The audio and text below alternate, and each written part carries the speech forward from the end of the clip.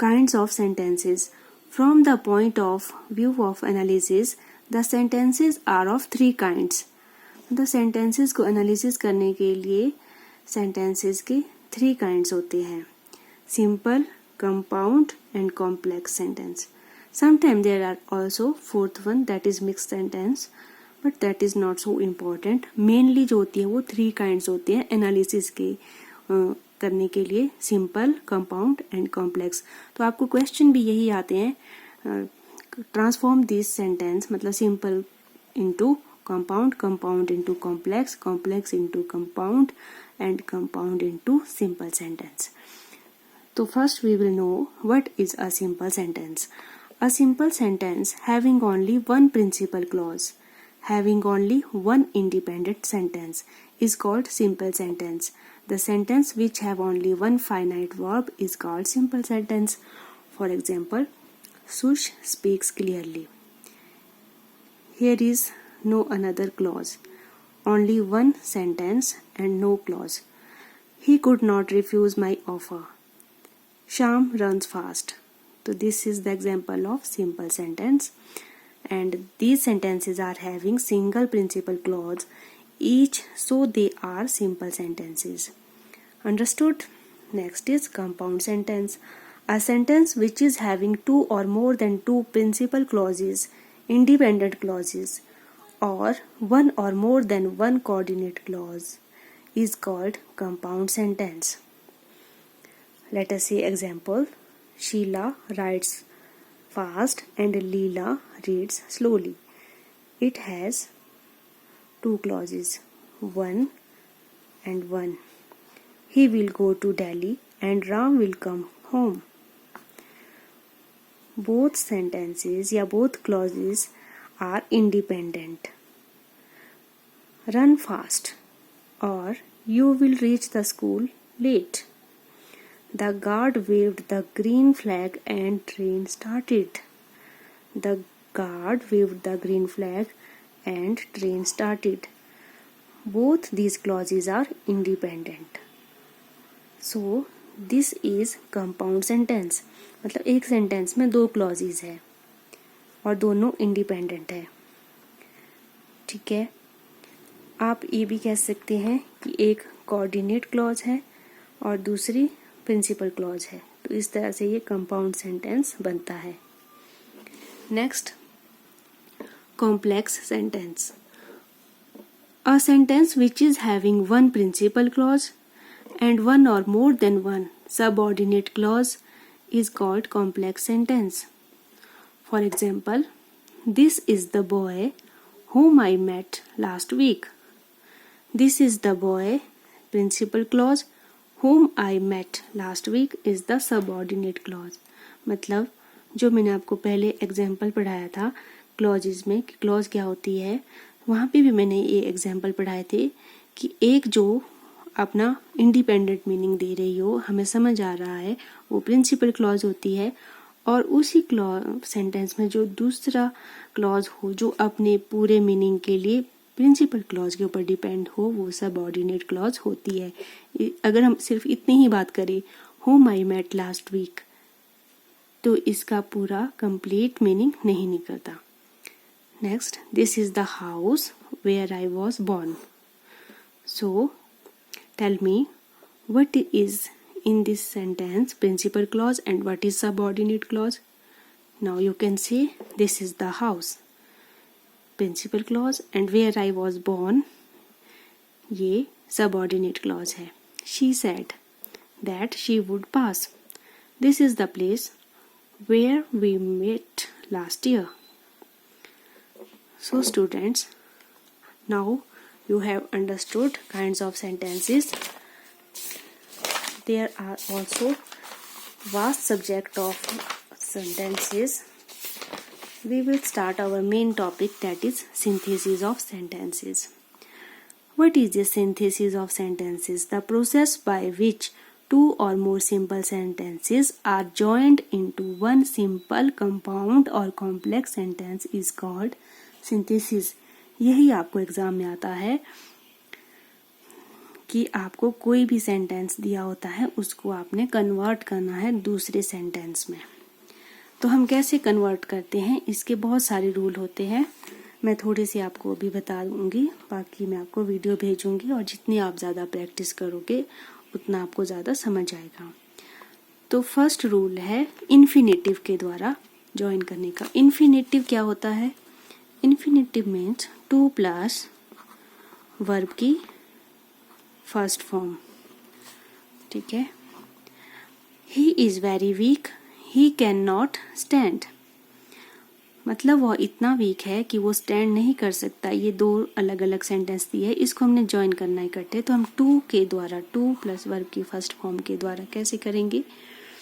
He is too weak to walk, he is too weak to walk या to stand, कि वो इतना कमज़ोर है कि वह नहीं चल सकता। ये क्वेश्चन बहुत ज़्यादा एग्जाम में पूछा जाता है, जिसमें हम TWO के द्वारा ज्वाइन करते हैं। आप ध्यान से देख लीजिए कि वो इतना कमज़ोर है कि वो नहीं चल सकता। तो हाँ, यहाँ 2 का मतलब जो है नेगेटिव है। ठीक है, बेशक इसमें नॉट नहीं है, यहाँ 2 का मतलब होता है नेगेटिव, कि वो इतना कमज़ोर है कि नहीं चल सकता। He is too weak to stand, मतलब खड़ा नहीं हो सकता, सॉरी। नेक्स्ट है he ran fast, he wanted to reach the station in time. He ran fast to reach the station in time. यहाँ पे टू रीच क्या है? इन्फिनेटिव है, 2 प्लस वर्ब की फर्स्ट फॉर्म है।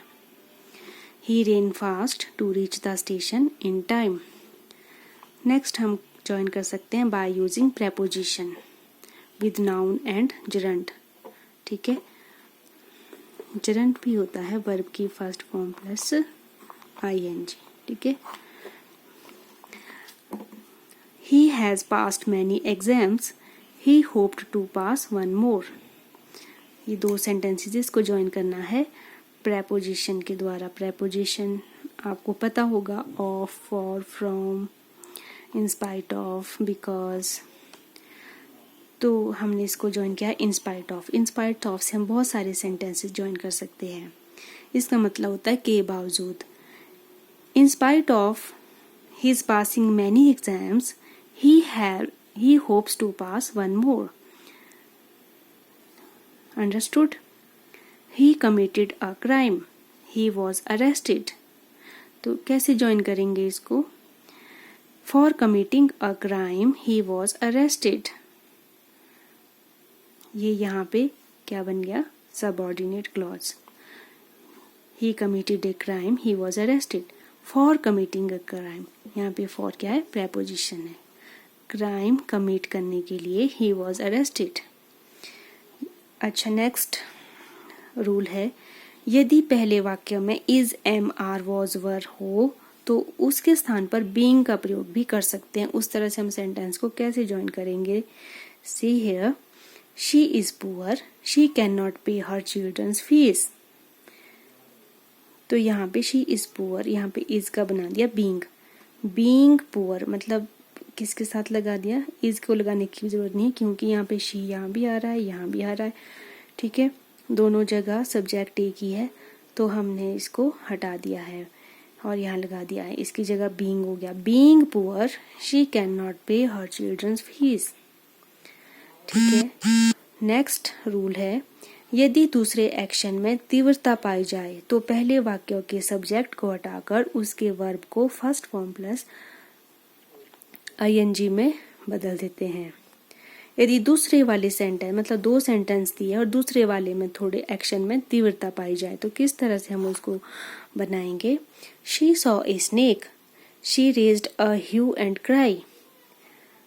ठीक है, तो यहाँ पे पहले वाला जो सेंटेंस है उसमें हमने वर्ब की फर्स्ट फॉर्म प्लस ING लगा दिया है। तो कैसे किया? Seeing a snake, she raised a hue and cry.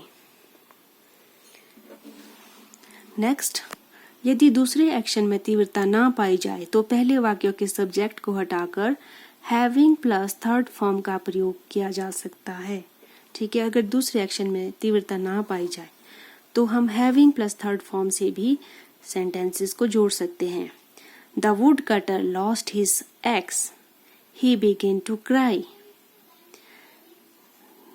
Having plus verb की third form, having lost his axe, the woodcutter began to cry. यदि दोनों वाक्यों के सब्जेक्ट्स अलग अलग हो और दूसरे एक्शन में तीव्रता भी ना पाई जाए तो एक्टिव वॉइस में हैविंग प्लस थर्ड फॉर्म तथा पैसिव वॉइस में having plus been plus third form का प्रयोग किया जा सकता है। The course was revised, we got preparatory holidays. The course having been revised, we got preparatory holidays. Dear students, जितना आपको अभी डिफ़िकल्ट लग रहा होगा समझने में, एग्ज़ाम में इतने डिफ़िकल्ट क्वेश्चन नहीं आते हैं।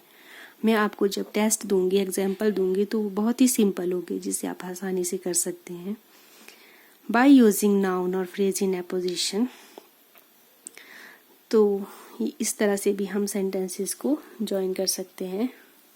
यदि दूसरे वाक्यों में पहले वाक्य के किसी नाउन की डिटेल दे रखी हो तो एक वाक्य के सब्जेक्ट और verb is am are was verb को हटाकर नाउन और डिटेल इकट्ठा कर दी जाती है।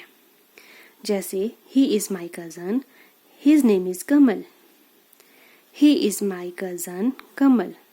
तो यहाँ पे noun in phrase in apposition का मतलब है, ये मतलब नाउन की जो डिटेल दे रखी हो, उसके बारे में जो भी कहा गया हो उसे हम इकट्ठा कर सकते हैं। ही is my cousin, his name is Kamal. He is my cousin Kamal. By using adverb or adverbial phrase, she would visit my house, it is sure. She would surely visit my house. यहाँ पे जो sure adverb है उसको surely बना के adverb करके, ठीक है। She would surely visit my house. तो लास्ट में आपको बता देती हूँ कोऑर्डिनेट कंजक्शन के द्वारा हम कैसे सेंटेंस को ज्वाइन करते हैं। तो कोऑर्डिनेट कंजक्शन जो है 4 प्रकार के होते हैं। इतने डिटेल में आपको पढ़ने की जरूरत नहीं है, मैं थोड़ा सा ऐसे बता देती हूँ। ये क्यूमुलेटिव कंजक्शन है, and, both and, as well as, not only but also, no less than. इनके द्वारा हम सेंटेंस को कैसे ज्वाइन करते हैं। जैसे एंड के द्वारा 2 बराबरी के सेंटेंसेस को जोड़ा जाता है, ठीक है। जैसे the sun rose, the fog disappeared, दोनों बराबरी के सेंटेंस है। The sun rose and the fog disappeared. Both और एंड के द्वारा he is a fool, he is a knave. He is both a fool and a knave, both के साथ क्या आएगा, हमेशा एंड आएगा। As well as, she is illiterate, her sisters are illiterate. She as well as her sisters, मतलब दोनों क्या है, इज इलिटरेट, ये आपने ध्यान रखना है। एज वेल एज के साथ हमेशा जो वर्ब आएगी, हेल्पिंग वर्ब, वो सिंगुलर ही आएगी। नॉट ओनली के साथ हमेशा बट ऑल्सो आता है। अगर कहीं कोई सेंटेंस ऐसा है तो जहाँ नॉट ओनली का प्रयोग किया, वहाँ साथ में उसके साथ आगे बट ऑल्सो का प्रयोग होगा।